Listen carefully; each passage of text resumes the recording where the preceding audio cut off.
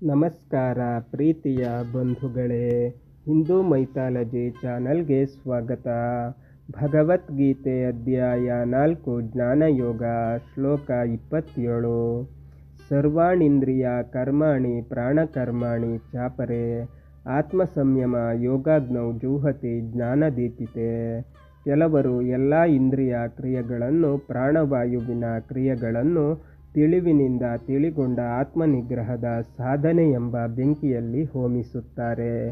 ನಮ್ಮ ದೇಹದಲ್ಲಿ ಜ್ಞಾನೇಂದ್ರಿಯ ಹಾಗೂ ಕರ್ಮೇಂದ್ರಿಯದಿಂದ ನಿರಂತರ ಕ್ರಿಯೆ ನಡೆಯುತ್ತಿರುತ್ತದೆ. ಇದಲ್ಲದೆ ಪ್ರಾಣಶಕ್ತಿಯಿಂದ ಆಗುವ ಕ್ರಿಯೆಗಳು ಅನೇಕ. ಉಸಿರಾಟ, ಬಲ, ಸಂತಾನ ಶಕ್ತಿ, ಸಂತೋಷ ಅಥವಾ ದುಃಖವಾದಾಗ ಕಣ್ಣೀರು ಇತ್ಯಾದಿ. ಮನೋನಿಗ್ರಹ ಎನ್ನುವ ಅಗ್ನಿಯಲ್ಲಿ ಜ್ಞಾನೇಂದ್ರಿಯ, ಕರ್ಮೇಂದ್ರಿಯ ಮತ್ತು ಪ್ರಾಣಶಕ್ತಿಯಿಂದ ಆಗುವ ಕ್ರಿಯೆಯನ್ನು ಹೋಮಿಸುವುದು ಒಂದು ಯಜ್ಞ. ಇದು ಹಠಕ್ಕೋಸ್ಕರ ಅಲ್ಲ, ಯಜ್ಞರೂಪವಾಗಿ ಭಗವಂತನ ಪೂಜಾರೂಪವಾಗಿ.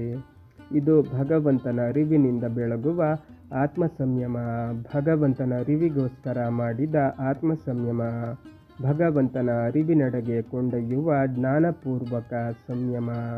ಆವೇಶವಲ್ಲ.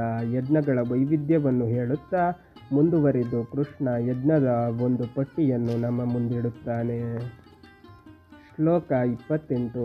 ದ್ರವ್ಯಯಜ್ಞ ತಪೋಯಜ್ಞ ಯೋಗಯಜ್ಞ ತಥಾಪರೆ ಸ್ವಾಧ್ಯಾಯ ಜ್ಞಾನಯಜ್ಞಶ್ಚ ಯತಯಃ ಸಂಶಿತರಥ. ಕೆಲವರು ಸ್ವತ್ತುಗಳನ್ನು ಹೋಮಿಸುವವರು, ಕೆಲವರು ತಪಸ್ಸನ್ನೇ ಭಗವಂತನಲ್ಲಿ ಹೋಮಿಸುವವರು. ಕರ್ಮ ಸಾಧನೆಯೇ ಕೆಲವರ ಯಜ್ಞ. ಚುರುಕುನಿಷ್ಠೆಯ ಪ್ರಯತ್ನಶೀಲರಾದ ಕೆಲವರಿಗೆ ವೇದಾಧ್ಯಯನ, ಭಗವಂತನ ಅರಿವೇ ಯಜ್ಞ. ದ್ರವ್ಯಯಜ್ಞ. ಕೆಲವರು ದ್ರವ್ಯದ ಮೂಲಕ ಭಗವಂತನನ್ನು ಆರಾಧನೆ ಮಾಡುತ್ತಾರೆ. ಇದು ಅಗ್ನಿಮುಖೇನವಿರಬಹುದು, ಧನದಾನ, ಅನ್ನದಾನ, ಕನ್ಯಾದಾನ ಇತ್ಯಾದಿ ದಾನಗಳ ಮುಖೇನ ಇರಬಹುದು. ಯೋಗ್ಯನಾದವನಿಗೆ ಯೋಗ್ಯ ಕಾಲದಲ್ಲಿ ಯೋಗ್ಯವಾದುದನ್ನು ಅವರೊಳಗಿರುವ ಭಗವಂತ ಪ್ರೀತನಾಗಲಿ ಎಂದು ಕೊಡುವುದು ದ್ರವ್ಯಯಜ್ಞ. ತಪೋಯಜ್ಞ. ಇದಕ್ಕೆ ಎರಡು ಮುಖ, ಒಂದು ಬಾಹ್ಯ, ಇನ್ನೊಂದು ಅಂತರಂಗ. ಒಂದು ನಿರಂತರ ಧ್ಯಾನ, ಅದಕ್ಕೆ ಬಾಹ್ಯ ಪರಿಕರಗಳ ಅಗತ್ಯವಿಲ್ಲ. ಎರಡನೆಯದು ಭಗವಂತನ ಚಿಂತನೆಗೆ ಬೇಕಾದ ಆತ್ಮಸಂಯಮ. ಇದನ್ನು ತಪಸ್ಸು ಎನ್ನುತ್ತಾರೆ. ಉದಾಹರಣೆಗೆ ಬ್ರಹ್ಮಚರ್ಯ ಪಾಲನೆ, ವ್ರತಾನುಷ್ಠಾನ ಇತ್ಯಾದಿ. ಯೋಗಯಜ್ಞ ಅಂದರೆ ವಿಧ ವಿಧವಾದ ಕರ್ಮಯೋಗವನ್ನು ಭಗವಂತನ ಪ್ರೀತ್ಯರ್ಥ ಅನುಷ್ಠಾನ ಮಾಡುವುದು. ಇದು ಬಾಹ್ಯ ಕರ್ಮಗಳ ಮೂಲಕ ಭಗವಂತನ ಆರಾಧನೆ. ಉದಾಹರಣೆಗೆ ದೇವರಿಗೆ 108 ಪ್ರದಕ್ಷಿಣೆ, ಅರ್ಚನೆ ಇತ್ಯಾದಿ. ಇದಲ್ಲದೆ ಯೋಗಶಾಸ್ತ್ರದಲ್ಲಿ ಹೇಳಿರುವ ಯಮನಿಯಮ ಪಾಲನೆ. ಸ್ವಾಧ್ಯಾಯ ಜ್ಞಾನಯಜ್ಞ. ಇದು ಭಗವಂತನಿಗೆ ಅತ್ಯಂತ ಪ್ರಿಯವಾದ ಯಜ್ಞ.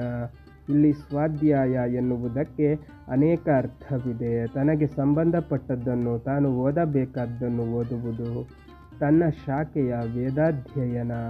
ಎಲ್ಲ ಕಡೆ ಸ್ವತಂತ್ರನಾಗಿರುವ ಸರ್ವೋತ್ತಮನಾದ ಭಗವಂತನ ಗುಣವನ್ನು ಅಧ್ಯಯನ ಮೂಲಕ ಎಲ್ಲ ಗ್ರಂಥಗಳಲ್ಲಿ ಕಂಡುಕೊಳ್ಳುವುದು ಸ್ವಾಧ್ಯಾಯ. ಈ ಕಾಲದಲ್ಲಿ ಶಾಸ್ತ್ರದ ರಹಸ್ಯವನ್ನು ತಿಳಿದವರು ಸಿಗುವುದು ತುಂಬ ವಿರಳ. ಅಂತಹ ಸಂದರ್ಭದಲ್ಲಿ ಕಾಲವನ್ನು ವ್ಯರ್ಥ ಮಾಡದೆ ಭಗವಂತ ಎಷ್ಟು ಬುದ್ಧಿ ಕೊಟ್ಟಿದ್ದಾನೋ ಅಷ್ಟನ್ನು ಬಳಸಿ ಸ್ವಂತ ಎಷ್ಟು ಸಾಧ್ಯವೋ ಅಷ್ಟನ್ನು ಅಧ್ಯಯನ ಮಾಡುವುದು ಸ್ವಾಧ್ಯಾಯ.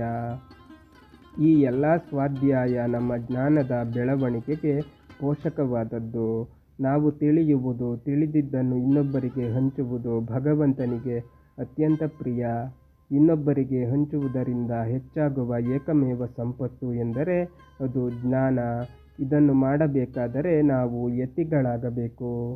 ಇಲ್ಲಿ ಯತಿ ಎಂದರೆ ಸನ್ಯಾಸಿ ಅಲ್ಲ. ಯತಿ ಎಂದರೆ ನಿರಂತರ ಪ್ರಯತ್ನಶೀಲ.